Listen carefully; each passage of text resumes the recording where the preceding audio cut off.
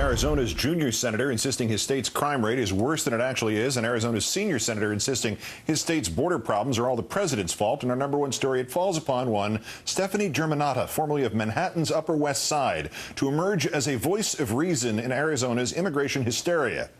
That's Lady Gaga for those of you playing at home, or even if you're alone.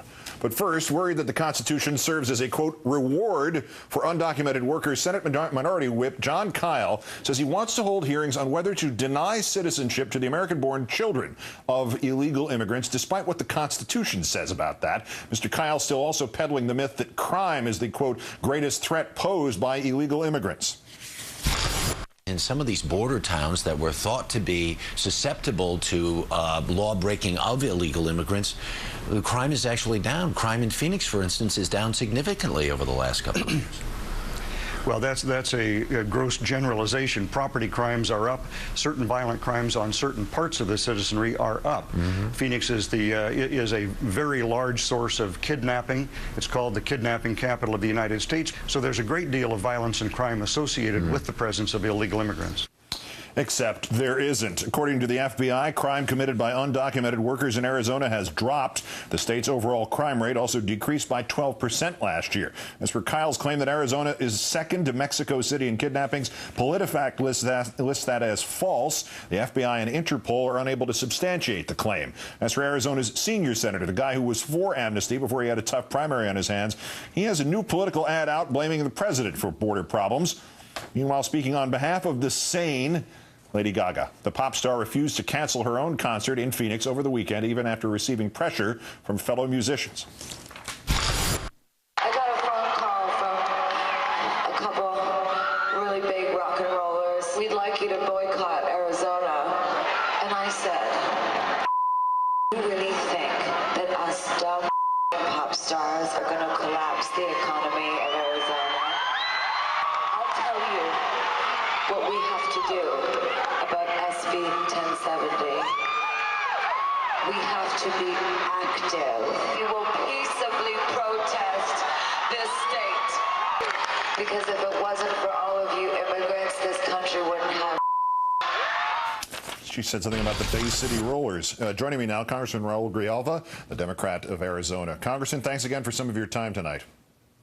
Thank you, Keith. Appreciate it. The message from Lady Gaga is a little blunt, but do you think she's pretty much nailed this?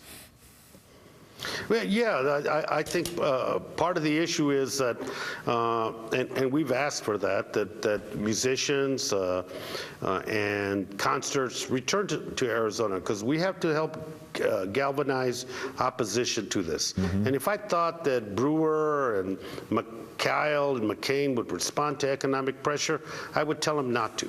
But the reality is that they don't care.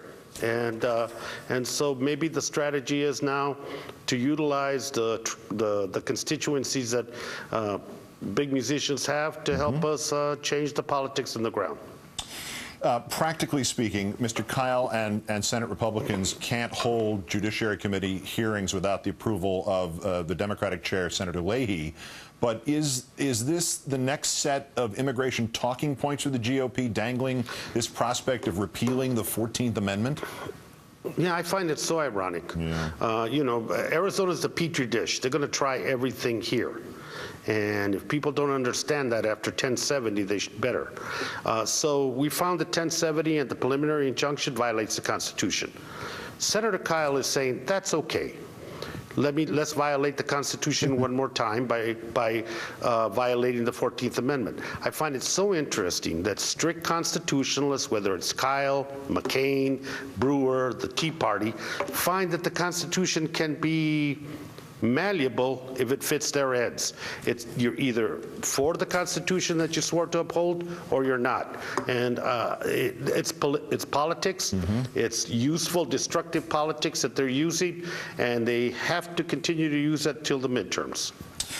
Crime has dropped in every category, and to say that crime numbers have risen, as Mr. Kyle did in that sound clip that we played of him, isn't that a gross generalization, to say nothing of making Arizona look more dangerous than it is? It's a lie.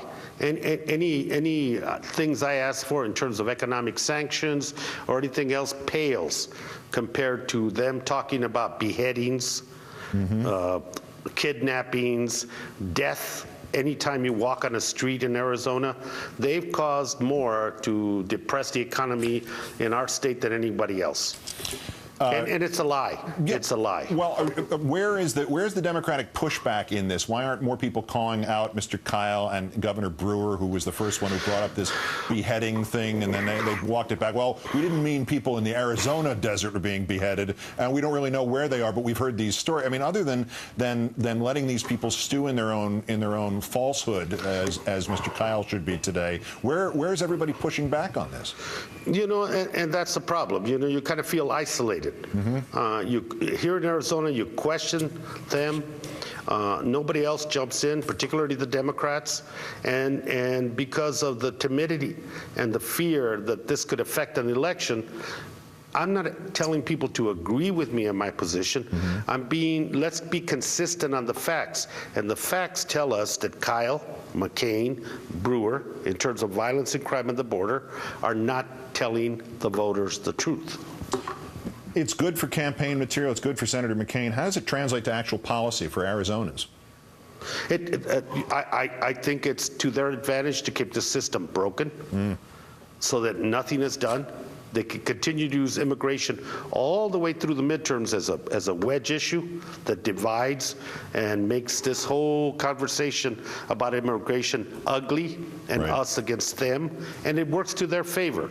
Those of us that would like a dialogue, a conversation, a compromise are kind of left out in the cold. Yep. 1, scare people. 2, do nothing to fix it. 3, tell people whose fault it is.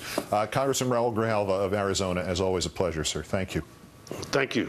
That's Countdown for August 2nd. It's the 2,650th day since President Bush declared mission accomplished in Iraq. The